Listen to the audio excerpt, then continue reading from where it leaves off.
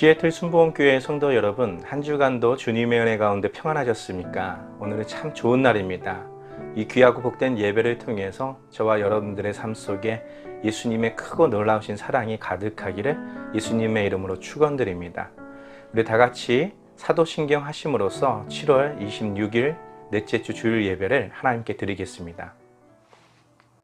전능하사 천지를 만드신 하나님 아버지를 내가 믿사오며 그 외아들 우리 주 예수 그리스도를 믿사오니 이는 성령으로 잉태하사 동정녀 마리아에게 나시고 본디오 빌라도에게 고난을 받으사 십자가에 못 박혀 죽으시고 장사한 지 사흘 만에 죽은 자 가운데서 다시 살아나시며 하늘에 오르사 전능하신 하나님 우편에 앉아 계시다가 저리로서 산자와 죽은 자를 심판하러 오시리라.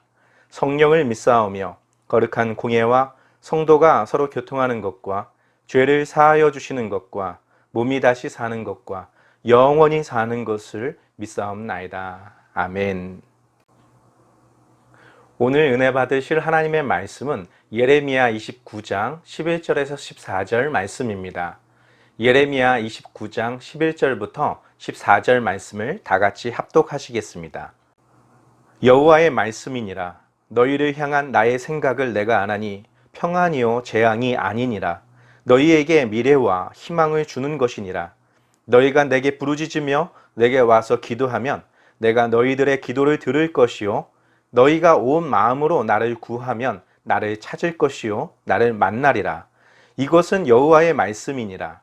나는 너희들을 만날 것이며 너희를 포로된 중에서 다시 돌아오게 하되 내가 쫓아 보내었던 나라들과 모든 곳에서 모아 사로잡혀 떠났던 그곳으로 돌아오게 하리라. 이것은 여호와의 말씀이니라. 아멘. 함께 봉독한 말씀을 가지고 너희를 향한 나의 생각이라는 제목으로 은혜 나누겠습니다. 우리는 하나님께서 기뻐하시는 길과 또 싫어하시고 미워하시는 길에 대하여 다뤄보았습니다. 지난주에는 하나님이 기뻐하시지 않는 그런 여로보암의 길로 행하던 북이스라엘의 아합 왕과 그를 돌이키기 위해서 하나님이 보내주셨던 엘리야 선지자에 관한 이야기를 나누었습니다. 오늘은 남유다에 대하여 이제 살펴볼 텐데요. 하나님께서 세우셨던 그 왕들 그리고 그 왕들에게 보내셨던 선지자들의 글을 통해서 하나님이 진짜 기뻐하시고 우리에게 원하고 계시는 것이 무엇인지에 대하여 오늘 함께 은혜 나누는 시간을 갖길 원합니다. 다윗을 통해 약속하셨던 하나님의 언약이 결국 시드기야 왕 때 마무리 짓게 되고 맙니다. 오늘 이사야와 예레미야 또 많은 선지자들이 활동했지만 그 대표적인 선지자들을 통해서 그 마지막 이스라엘의 멸망하기까지 한번 살펴보도록 하겠습니다. 여기 보면 선한 왕이 있고 악한 왕을 표시했는데요. 그 선한 왕 중에서 히스기야와 요시야를 살펴보고 또 악한 왕이었던 므낫세를 살펴봄으로써 우리가 어떤 길을 하나님이 기뻐하시는지 또 그리고 하나님이 기뻐하시는 일들을 하고 있을 때 하나님은 또 어떤 것을 준비하시는지에 대해서도 한번 살펴보려고 합니다. 우리 성경을 한번 보겠습니다. 이사야 1장 4절에서 6절 말씀입니다. 슬프다 범죄한 나라여 허물진 백성이여 행악의 종자여 행위가 부패한 자식이로다. 그들이 여호와를 버리며 이스라엘의 거룩하신 이를 만홀히 여겨 멀리하고 물러갔도다. 너희가 어찌하여 매를 더 맞으려고 폐역을 거듭하느냐. 온 머리는 병들었고 온 마음은 피곤하였으며 발바닥에서 머리까지 성한 곳이 없이 상한 것과 터진 것과 새로 맞은 흔적뿐이거늘 그것을 짜며 싸매며 기름으로 부드럽게 함을 받지 못하였도다. 이 말씀은 이사야 선지자에게 남유다를 바라보시는 하나님의 마음을 표현한 것입니다. 결국 하나님은 이사야에게 이스라엘의 심판이 있을 것을 말씀하셨고 이사야는 하나님에게 묻습니다. 이 재앙이 언제까지 어느 때까지 계속 되겠습니까? 라는 질문 앞에 하나님은 이사야에게 대답하십니다. 이사야 6장 11절부터 12절 말씀입니다. 내가 이르되 주여 어느 때까지니까 하였더니 주께서 대답하시되 성읍들은 황폐하여 주민이 없으며 가옥들에는 사람이 없고 이 토지는 황폐하게 되며 여호와께서 사람들을 멀리 옮기셔서 이 땅 가운데에 황폐한 곳이 많을 때까지니라. 결국 그 남유다가 멸망하고 바벨론으로 포로로 끌려가는 것에 대한 예언입니다. 이것은 후대, 아주 후대에 있을 일인데 이미 이 모든 하나님의 징계, 바벨론 왕을 통해서 이스라엘 남유다를 멸망시키실 것은 이미 하나님이 정해져 있는 심판이었습니다. 처음부터 하나님이 정하신 것은 아니었고 다윗의 길로 가지 않는 그들에게, 이스라엘 여로보암의 길로 가고 있는 그들에게 하나님은 경고의 말씀을 하신 것입니다. 한번 성경을 보겠습니다. 역대하 29장 2절에서 5절 말씀 보겠습니다. 히스기야가 그의 조상 다윗의 모든 행실과 같이 여호와 보시기에 정직하게 행하여 첫째 해 첫째 달에 여호와의 전 문들을 열고 수리하고 제사장들과 레위 사람들을 동쪽 광장에 모으고 그들에게 이르되, 레위 사람들아 내 말을 들으라. 이제 너희는 성결하게 하고 또 너희 조상들의 하나님 여호와의 전을 성결하게 하여 그 더러운 것을 성소에서 없애라. 남유다의 왕들이 어느 때부턴가 아합의 딸들과 결혼을 하기 시작하면서 남유다가 우상을 섬기는 나라로 변질되어 가기 시작합니다.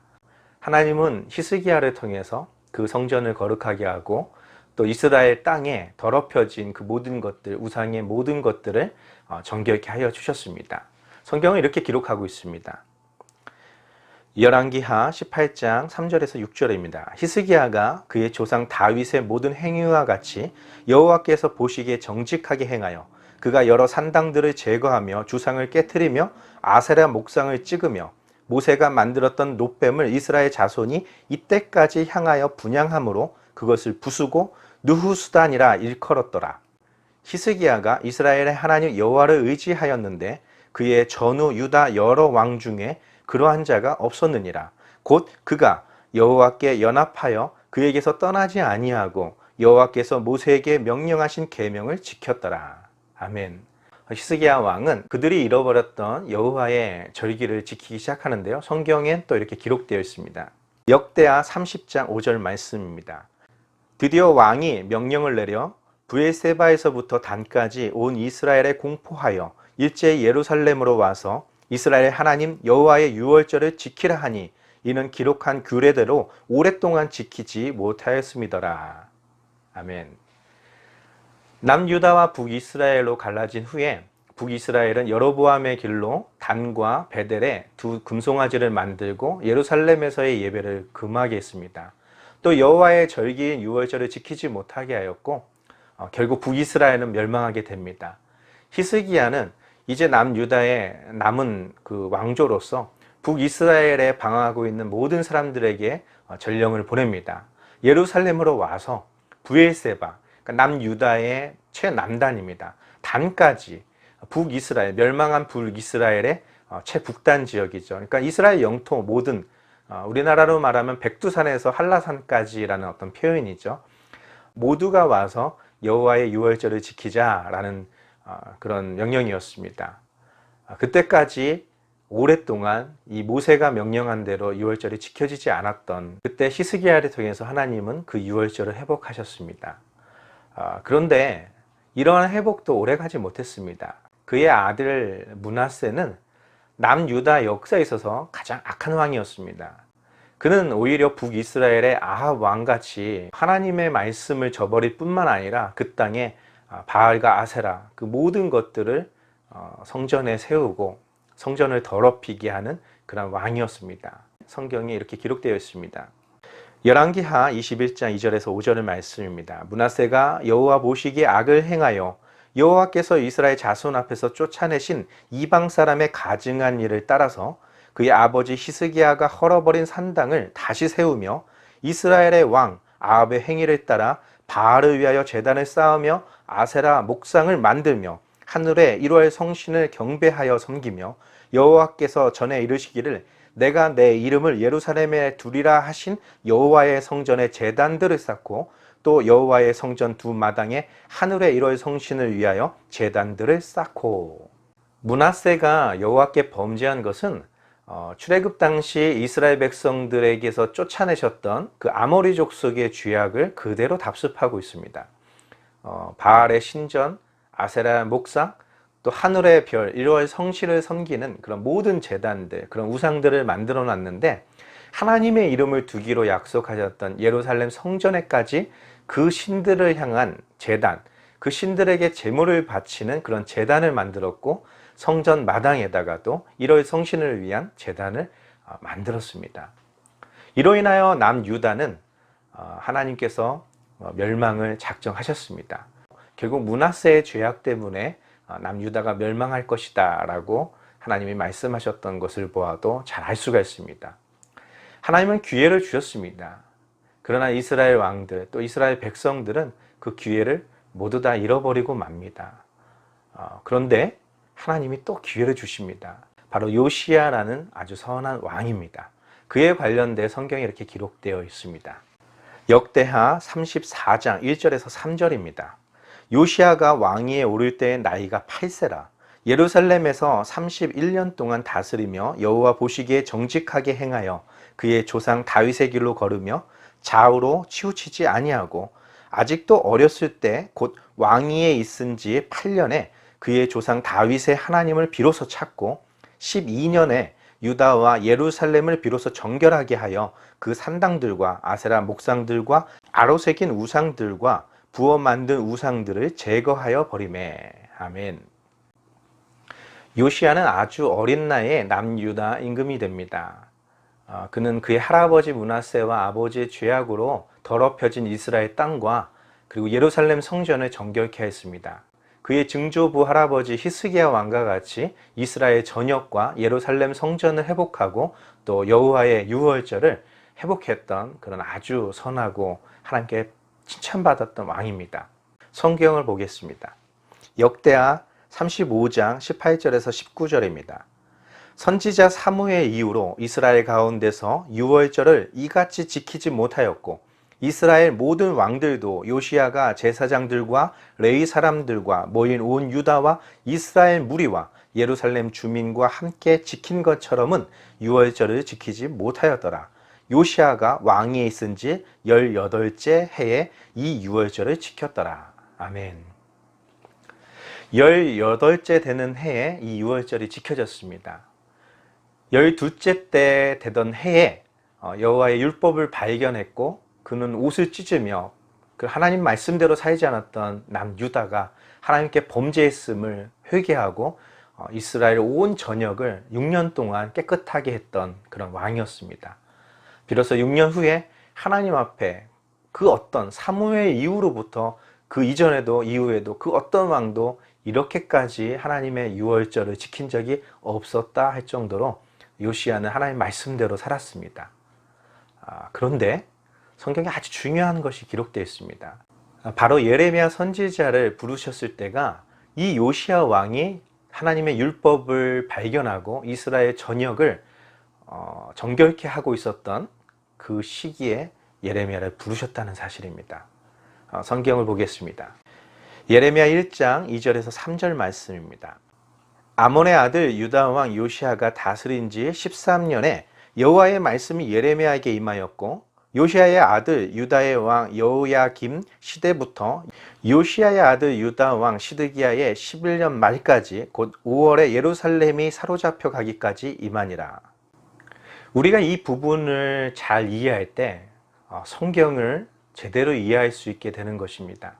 오늘 이 말씀을 우리가 제대로 이해하지 못하면 앞으로 우리가 신앙인으로서의 삶을 살아가는 데 있어서 많은 오해를 갖게 될지도 모릅니다. 요시야와 같은 그런 왕, 히스기야 왕과 같은 그런 왕, 우시야와 같은 그런 선한 왕이 있을 때 왜 하나님은 남유다의 멸망과 예루살렘이 무너질 것을 이방 민족에게 포로로 끌려갈 것을 왜 선포하셨을까요? 므낫세와 같이 악하고 그런 하나님 앞에 범죄한 왕이 있을 때 그런 심판의 메시지가 들렸더라면 이해할 수 있습니다. 그런데 하나님 앞에 올바로 서고 하나님이 그토록 원하셨던 다윗의 길로 가고 있는 그들에게 왜 하나님은 그런 안 좋은 일들, 선지자들을 보내면서까지 그 일들을 알리셔야 했을까? 그것이 오늘 저와 여러분들이 주목해서 함께 나눠야 될 말씀입니다. 사람들은 지금 당장의 화려한 모습, 하나님 앞에 올바로 서 있는 모습을 보면서 찬양하고 기뻐하고 소망을 품지만 하나님은 잠시 후에 있을 조금만 있으면 하나님을 저버리고 자신의 생명을 위하여 자신의 영광을 위하여 하나님을 배반하는 것을 하나님은 아시기 때문입니다. 베드로에게도 네가 닭이 울기 전에 3번 나를 부인하리라 라고 하셨던 말씀도 그와 유사한 것을 우리는 알 수 있습니다. 우리가 부흥회나 어떤 그런 집회에 가서 많은 은혜를 받았을 때 이 은혜가 영원할 것 같고 이제는 내가 하나님 안에서 하나님 말씀 안에서 하지 못할 일이 없을 것 같고 내 믿음이 전혀 흔들리지 않을 것 같은 그런 생각을 많이 갖게 됩니다. 그러나 하루가 지나고 이틀이 지나면 그런 모든 은혜들도 메말라 갑니다. 우리는 하나님의 도우심이 없이는 끊임없이 우리에게 와서 하나님의 말씀으로 우리를 경종을 세워주고 우리에게 하나님 앞에 올바로 서도록 말해주는 주의 선지자 같은 하나님의 말씀이 우리에게 없다면 우리는 곧 넘어지게 될 것을 하나님은 너무나 잘 알기 때문입니다. 그들이 하나님에게 바로 섰을 때 그 말이 선포되어야 그들은 하나님의 말씀에 귀를 기울이기 때문입니다. 다른 왕들에게는 안 보냈겠습니까? 므낫세에게는 많은 선지자들을 보냈다라고 말하고 있습니다. 어떠했을까요? 듣지 않았던 것입니다. 무시한 것입니다. 하나님보다는 자신의 생각을 우선시했기 때문이겠죠. 마찬가지입니다. 이스라엘의 홍해를 건넜을 때 하나님의 말씀을 주셨을 때 뭐라고 하셨습니까? 너희가 건너가는 땅에서 그 땅의 풍습을 지키지 말라고 하셨습니다. 가장 영광스러운 시대 아니었습니까? 모세와 함께 기적을 베푸셨던 시대 아니었습니까? 여호수아를 통해 가나안을 정복했을 때 그들이 그때는 그것을 기뻐 들었지만 그들의 후손들은 그것을 기뻐하지 않았습니다. 다윗, 솔로몬 그렇게 영광스러운 순간에 하나님은 항상 말씀하셨습니다. 그러나 그들이 그때는 들었지만 그것을 듣지 않았습니다. 하나님을 잃어버렸습니다. 결과적으로 이스라엘 백성들은 멸망하게 되는 것입니다. 그럼에도 끝까지 하나님은 이스라엘 백성들에게 선지자를 보내주신다는 사실입니다. 성경을 보겠습니다. 예레미야 2장 13절 이스라엘의 죄악에 대하여 말씀하고 있습니다. 내 백성이 2가지 악을 행하였나니 곧 그들이 생수의 근원되는 나를 버린 것과 스스로 웅덩이를 판 것인데 그것은 그물을 가두지 못할 터진 웅덩이들이니라. 아멘. 이스라엘 백성들은 2가지 악을 행했다 말하고 있습니다. 하나는 그 하나님을 버린 것입니다. 그리고 그들이 스스로 다른 하나님, 터진 웅덩이와 같은 아무 능력도 없고 사람이 만드는 그런 나무와 돌로 만들어진 그런 우상들에게 경배하고 제물을 바쳤습니다. 그들의 죄악으로 말미암아 남유다의 멸망이 선포되었지만 그럼에도 불구하고 하나님은 끝까지 그들이 돌아오기만을 간절히 원하셨습니다. 예레미야 5장 1절 말씀에 이렇게 기록되어 있습니다. 너희는 예루살렘 거리로 빨리 다니며 그 넓은 거리에서 찾아보고 알라. 너희가 만일 정의를 행하며 진리를 구하는 자를 한 사람이라도 찾으면 내가 이 성읍을 용서하리라. 정의를 행하고 진리를 구하는 자, 그 한 사람만 있어도 예루살렘에 내리기로 했던 그 재앙을 돌이키시겠다고 말씀하신 것입니다. 결국 그 한 사람이 없어서 예루살렘이 멸망되는 것이라고 봐야겠죠. 의인은 없나니 하나도 없다 하셨던 말씀이 결국 성취되는 것입니다.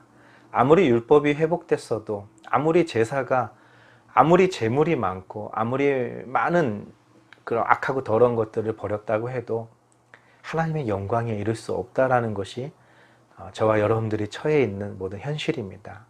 예레미야를 부르셔서 요시야 13년부터 여호와김 4년까지 그때가 이제 바벨론 왕 느부갓네살 원년이라고 성경 기록되어 있는데요. 그 23년 동안 끊임없이 하나님은 말씀하셨습니다. 그렇지만 이스라엘 백성들 듣지 않았죠. 이스라엘이 침공받기 4년 전 다시 한번 예레미야를 통해요. 또다시 간곡하게 이스라엘 남유다에게 하나님의 말씀을 증거하였습니다. 예레미야 26장 1절부터 3절입니다. 유다 왕 요시야의 아들 여호와김이 다스리기 시작한 때에 여호와로부터 이 말씀이 임하여 이르시되 여호와께서 이와 같이 말씀하시느니라. 너는 여호와의 성전 뜰에 서서 유다 모든 성읍에서 여호와의 성전에 와서 예배하는 자에게 내가 내게 명령하여 이르게 한 모든 말씀을 전하되 한마디도 감하지 말라.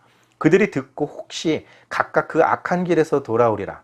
그리하면 내가 그들의 악행으로 말미암아 그들에게 재앙을 내리려 하던 뜻을 돌이키리라. 하나님은 끝까지 그 멸망을 막고 싶었습니다. 이미 정해져 있고 이미 그것을 막을 수 없지만 그래도 다시 한번 그들에게 기회를 주셨습니다. 4년 후에 바벨론 왕이 그 아수르와 이집트의 모든 왕들을 무너뜨리고 또 이스라엘 남유다를 멸망하기까지 시간이 있었습니다.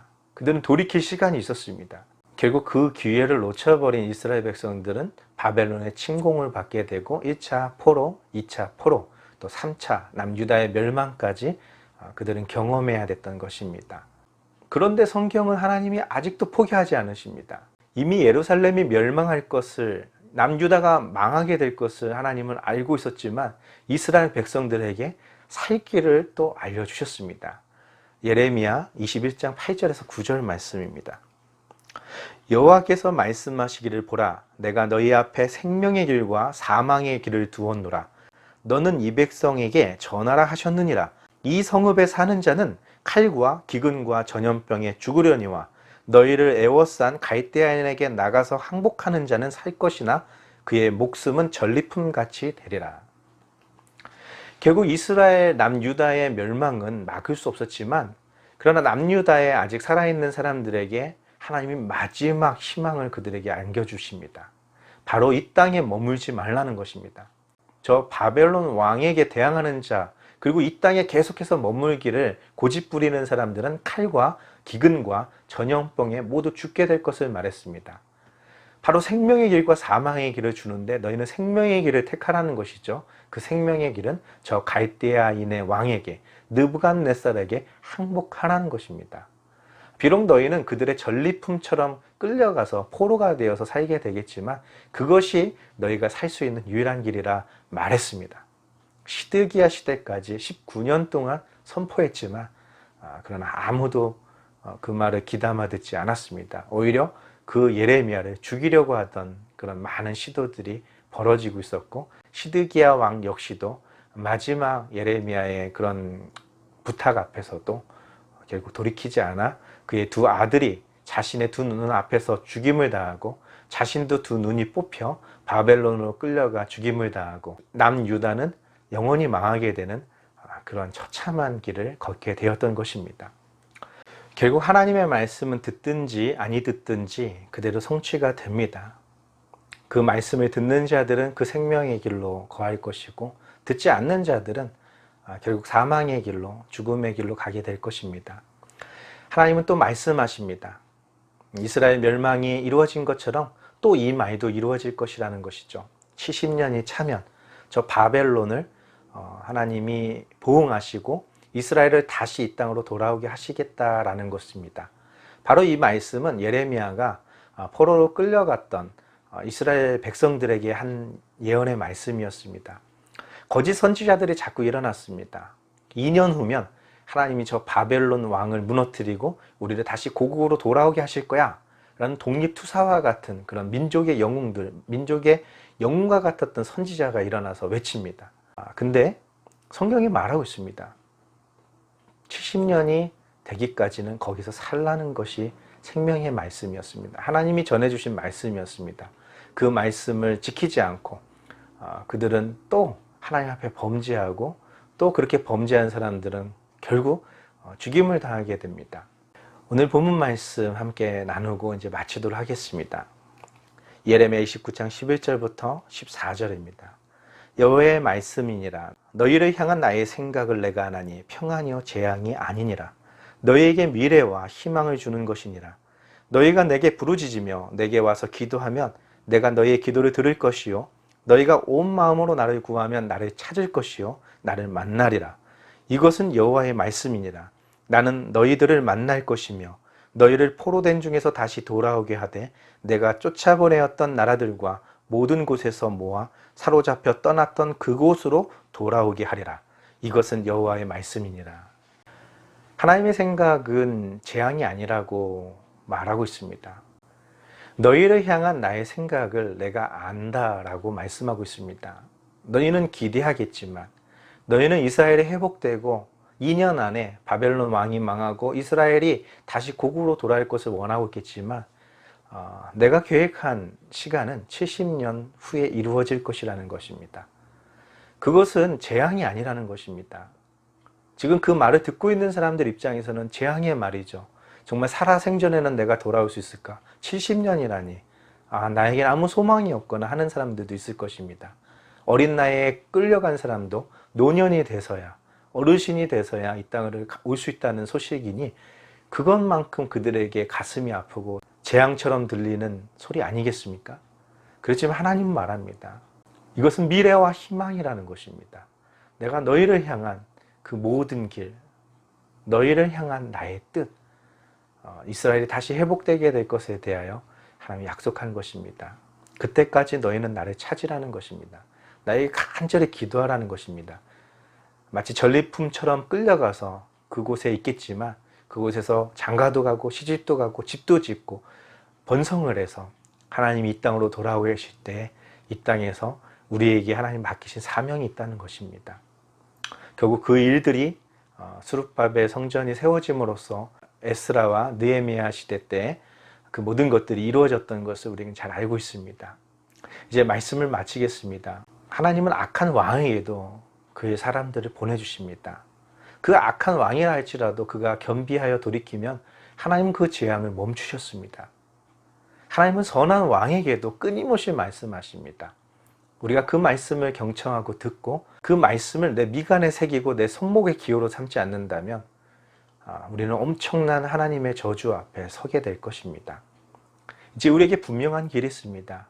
우리가 가야 할 길은 바로 하나님의 말씀 위에 서는 것입니다. 율법이 회복되고 유월절이 회복됐어도 그들은 하나님의 의를 이룰 수가 없습니다. 이스라엘에게 내려진 그 진노를 막을 수가 없습니다. 마찬가지입니다. 우리가 아무리 예배를 열심히 드리고 헌금을 많이 드리고 뼈가 부서져라 봉사를 해도 하나님의 영광을 이룰 수 없고 다가올 심판 앞에 멸망 앞에 우리는 설 수 없다는 사실을 아셔야 됩니다. 우리가 그의 앞에 설 수 있는 유일한 근거는 바로 예수 그리스도를 따르는 것입니다. 그의 거룩하심, 나의 죄 때문에 죽으시고 나를 의롭게 하시고 나를 하나님의 자녀 삼아주시고 악하고 더러운 세상에서 우리를 끊으셔서 그의 참 포도나무에 접붙임해 주신 예수님의 그 사랑과 우리를 날마다 용서하시는 그 긍휼이 우리에게 없다면 우리는 북이스라엘처럼 남유다처럼 우리에게는 아무 희망이 없다는 사실입니다. 이제 이 시대를 살고 있는 여러분들, 코로나 사태가 세상의 종말인지 지금이 세상의 종말 때인지 저는 알 길은 없습니다. 그냥 시대가 너무 악할 뿐이고 시대가 교회들을 미워하는 시대가 되어버린 것으로 점점 마지막 때가 가까워 왔구나 라고 느낄 뿐입니다. 언제인지는 모릅니다. 더 중요한 것은 정말 우리 하나님 말씀 안에 서 있는가. 그러면 그 생명의 길을 치신 그 능력에 하나님께서 우리에게 분부하신 내 이마에 표가 되고 내 손목에 기호가 될 수 있을 그 말씀은 무엇일까요? 서로 사랑하라는 것이었습니다.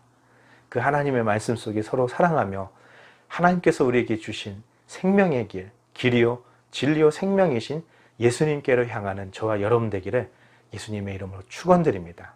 다 같이 기도하겠습니다. 살아 역사하시는 좋으신 아버지 하나님, 감사와 찬양과 경배와 영광을 돌려오니 주님 영광 홀로 받아 주시옵소서. 우리가 아무리 아버지 열정이 회복되고 우리 순수한 신앙이 회복된다 할지라도 내 안에 예수님의 용서와 그 사랑과 그 보혈의 능력이 사라진다면, 그것을 의지하지 않는다면 우리는 망한 남유다와 같이 멸망할 수밖에 없을 것입니다. 그러나 하나님의 크고 놀라우신 사랑으로 우리를 거룩하게 하시고 이 마지막 때까지 온전히 서서 주의 천국까지 들어가는 하나님의 백성 되게 도와주시옵소서. 지금도 사랑으로 늘 살아가는 우리 모두가 되게 도와주옵소서. 예수님의 이름으로 감사하며 기도드립나이다. 아멘. 우리 다 같이 주기도문 하심으로써 7월 26일 넷째 주 예배를 모두 마치도록 하겠습니다. 하늘에 계신 우리 아버지여, 이름이 거룩히 여김을 받으시오며 나라가 임하시오며 뜻이 하늘에서 이루어진 것 같이 땅에서도 이루어지리이다. 오늘 우리에게 일용할 양식을 주시옵고 우리가 우리에게 죄 지은 자를 사하여 준 것 같이 우리의 죄를 사하여 주시옵고 우리를 시험에 들게 하지 마시옵고 다만 악에서 구하시옵소서. 나라와 권세와 영광이 아버지께 영원히 있사옵나이다. 아멘. 교회 문을 열고 예배드리고 싶은 마음이 점점 커지고 있습니다. 그냥 오실 수 있는 분이라도 와서 함께 예배 드릴까? 이런 생각도 해봅니다. 그리고 또 기도해 봅니다. 뉴스를 보면 어제보다 오늘이 더 나빠지고 또 내일이 더 나빠지는 뉴스들만 계속해서 쏟아져 나오고 있습니다. 이렇게 교회가 어려울 때 하나님께 헌물을 드리고 또 이렇게 위험한 전염병이 있을 때도 불구하고 목숨 걸고 하나님께 나가 예배 드리는 것이 우리의 믿음을 나타내는 척도가 될 수 없다라는 사실입니다. 하나님은 한 가지 기준만 우리에게 주셨습니다. 너희가 사랑하고 있는지, 너희가 너희 동족에게 그들이 힘들어하고 있는데 그것을 돌보고 있는지, 그것을 모른 채 하고 있는지 그것을 보시겠다고 하나님은 말씀하시고 계십니다. 교회에 많은 헌금을 하시는 분들, 교회를 위해서는 100불, 1000불, 10,000불도 아끼지 않는 분들이 자신들의 가족들, 자신들의 자녀들, 손주들, 어려움에 처해 있는 자신의 사람들에게는 10불, 20불도 벌벌 떨면서 인색하고 그런 모습들을 보면서 참 가슴이 많이 아픕니다. 무엇이 하나님을 위한 것인가? 무엇이 하나님께서 원하시는 정의를 행하고 진리를 구하는 것인지 우리는 분명히 알아야 됩니다. 바로 예수님께서 우리에게 말씀하신 것처럼 사랑하는 것입니다. 내가 너희를 사랑한 것 같이 사랑하라고 하셨습니다. 여러분들도 그 사랑 안에 거하는 하나님의 귀한 자녀가 되기를 예수님의 이름으로 축원드립니다. 한 주간도 주님 은혜 가운데 평안하시기 바랍니다. 할렐루야.